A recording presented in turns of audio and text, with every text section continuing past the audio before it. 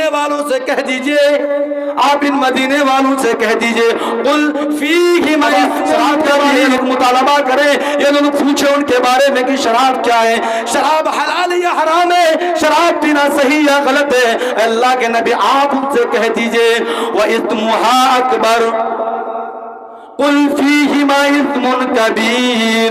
آئے محمد صلی اللہ علیہ وسلم آپ ان مدینے والوں سے کہہ دیجئے، آپ ان مدینے والوں سے کہہ دیجئے قُلْ فِيهِمَا إِثْمٌ كَبِيرٌ، یہ دونوں کے دونوں پر بہت بڑی گناہ ہے، بہت بڑا گناہ ہے، بہت ہی بڑا خطرناک گناہ ہے۔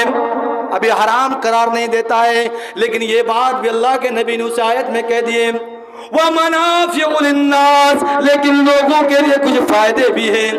شراب میں بھی فائدہ ہے، شراب پینے سے بھی فائدہ، ابھی تک کوئی مولوی نے نہیں بتایا کہ شراب پینے سے فائدہ ہے، لیکن ایک ہی مولوی میں ملا ہوں 10 روپیہ والا مولوی جو بتا رہا شراب پینے میں کیا ہے فائدہ ہے۔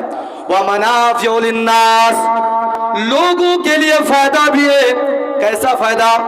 عرب کے لوگ اس نظریہ سے شراب کو پیتے تھے، ان کے پاس دولتیں زیادہ تھی، ان کے پاس پراپرٹیاں زیادہ تھی، ان کے پاس مال و دولت کی کمی نہیں تھی، غریبوں میں خرچ کرنے کے لیے، یتیموں میں خرچ کرنے کے لیے جب وہ مالوں کو خرچ کرنے جا رہا تھا تو ان کی جان نکل رہی تھی، کیونکہ مالوں کی محبت انسان کو ہوتی ہے۔ جیسے آپ نماز چھوڑ کر مالوں کے پیچھے بھگے چلے رہتے ہو، نماز ہو رہی ہے کوئی پرواہ نہیں، امام صاحب اذان دے رہے ہیں کوئی پرواہ نہیں، کیونکہ ان کے 6000 کی تنخواہ تو ہے، ان کا کام ہی تو ہے، ان کو تو اسی لیے تو ان کا تنخواہ دیتے ہیں۔ میرے پیارے ساتھیوں، اسی مال کے بارے میں کہہ رہا ہوں، اس نظریہ سے شراب وہ لوگ پی رہے تھے کہ شراب پی لیے، شراب پینے کے بعد اپنے مال کو غریبوں میں لٹا رہتے تھے، یتیموں کو دے رہتے تھے، مسجدوں مدرسوں میں وہ لوگ اپنے مالوں کو دے رہتے، کوئی پرواہ نہیں پڑتا، شراب پینے کے بعد مگن چلا جائے اپنا مال، کوئی پرواہ نہیں پڑتا۔ لیکن آج شراب کا وہ شکل نہ رہی جو آپ اور ہم پی رہے ہیں۔ میرے پیارے ساتھیوں، اللہ کے نبی نے کہا، وہ اللہ تبارک و تعالیٰ فرماتے ہیں وَمَنَافِعُ لِلنَّاسِ، لیکن شراب میں کچھ فائدے بھی ہیں لوگوں کے لیے۔ لیکن اس کی اگلی آیت میں یہ بھی فرماتے، اسی آیت میں فرماتے ہیں وَإِثْمُهُمَا أَكْبَرُ، لیکن ان میں کیا ہے، ان کے فائدے سے کہیں نقصان زیادہ ہے، ان کے فائدے سے کہیں ان کے بربادی ہی زیادہ ہے۔ نہیں دیکھا میں نے، کتنوں کو دیکھا شراب پینے کے بعد اپنے بچوں کو مار رہا ہے، شراب پینے کے بعد اپنی بیوی اپنے بال بچوں کو ظلم و زیادتی کر رہے ہیں، اپنی بیوی کو بے عزت ہو کر مار رہے ہیں، اپنی بیوی کو ظلم و زیادتی کر رہے ہیں۔ میرے پیارے ساتھیوں، یہاں تک کہ کتنی شکایتیں آئی ہیں، سماج کی کتنی ایسی بیماریاں ہیں کہ زیادہ طور پر عورتیں اگر طلاق لے رہی ہیں تو ایک صورت پر ہیں وہ شراب کے متعلق ہے۔ سماج کے لوگ بھی پریشان ہیں اس شراب کو لے کر، کیا کریں؟ میں نے دیکھا آپ کے علاقے میں آ کر شیخ مجیب الرحمان بھی گھیراواری کا بھی ہے، آج بھی یہاں پہ بھی خطیب صاحب ہیں، میں نے کتنوں جنازے میں آئے اور دیکھے باقاعدہ لوگوں کو کھڑے کر کر ان کو بے عزت کیا جاتا ہے، ان کو جماعت سے نکالا جاتا ہے اور ان کو کھڑے ہو کر کان پکڑوایا جاتا ہے، ان کو گھوٹ اور بیٹھ کے کروایا جاتا ہے، ان کے باوجود بھی ان کو شرم نام سے کوئی چیز نہیں ہے۔ کیسے شرم نام سے کوئی چیز ہو؟ اللہ کے نبی فرماتے ہیں ان الحیا والایمان قرین جميعا رفع احدهما ورفع الاخر، ایمان اور حیا دونوں چیزیں ایک جگہ جمی ہوئی رہتی ہیں۔ رفع احدهما ورفع الاخر، جب ایک چیز چلی جائے تو دوسری چیز بھی چلی جاتی ہے۔ ایمان کسی کا دل سے نکال جائے تو حیا باقی نہیں رہتا، حیا بھی نکل جاتے ہیں۔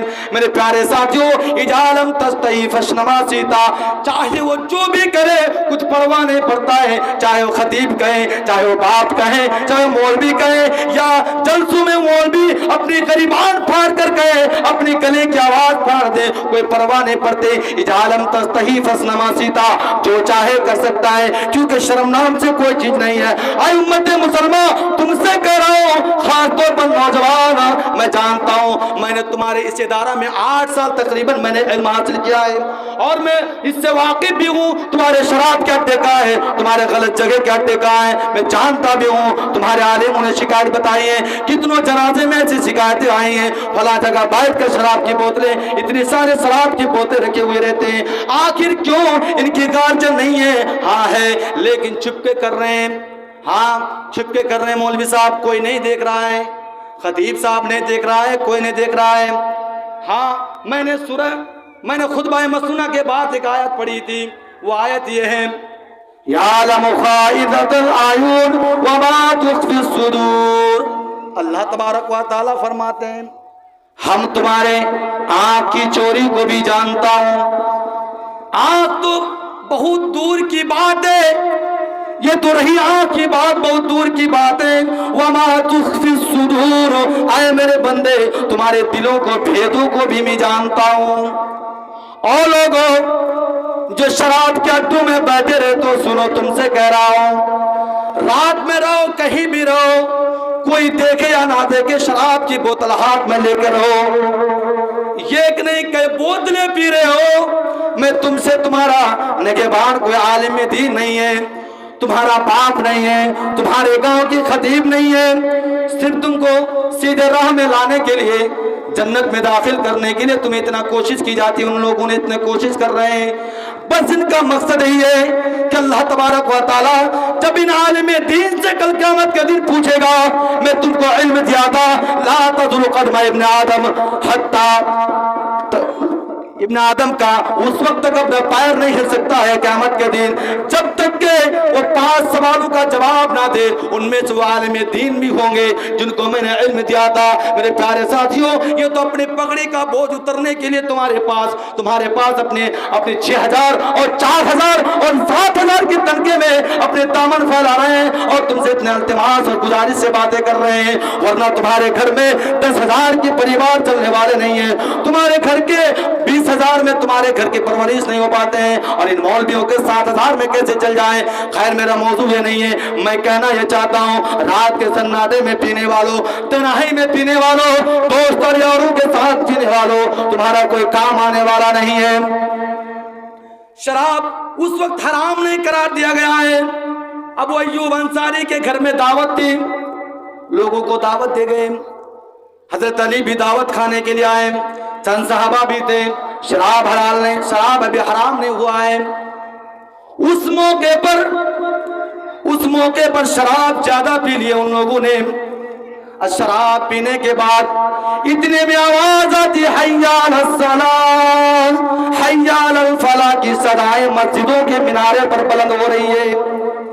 ان کی آوازیں ان کی کانوں پر گونج اٹھتی ہے.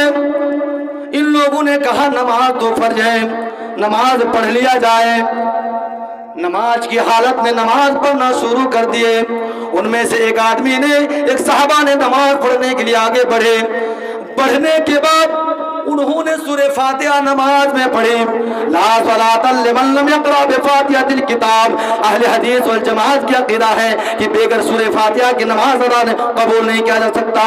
میرے پیارے ساتھیوں, جب ان کو یہ کسی طرح کسی حد تک تو گاڑی بہت اچھی چلی, الحمدللہ رب العالمین الرحمن الرحیم مالک یوم الدین ایاک نعبد و ایاک نستعین اهدنا الصراط المستقیم صراط الذین انعمت علیہم غیر المغضوب علیہم ولا الضالین.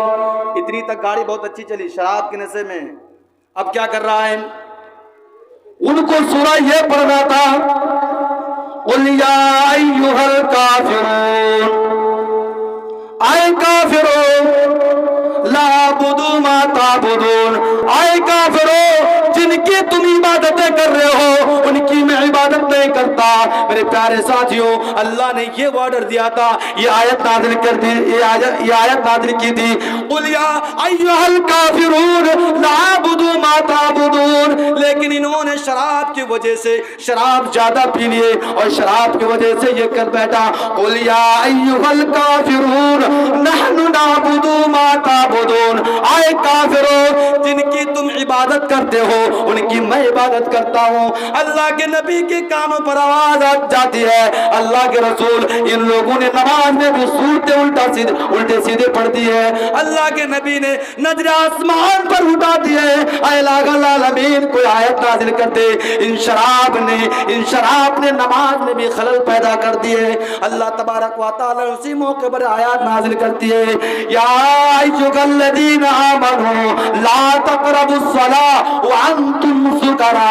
فرماتے ہیں اللہ تبارک و تعالی, اے محمد صلی اللہ علیہ وسلم آپ ان مدینے والوں سے کہہ دیجئے, آپ ان مکے والوں سے کہہ دیجئے, آپ ان انصار اور مہاجر سے کہہ دیجئے,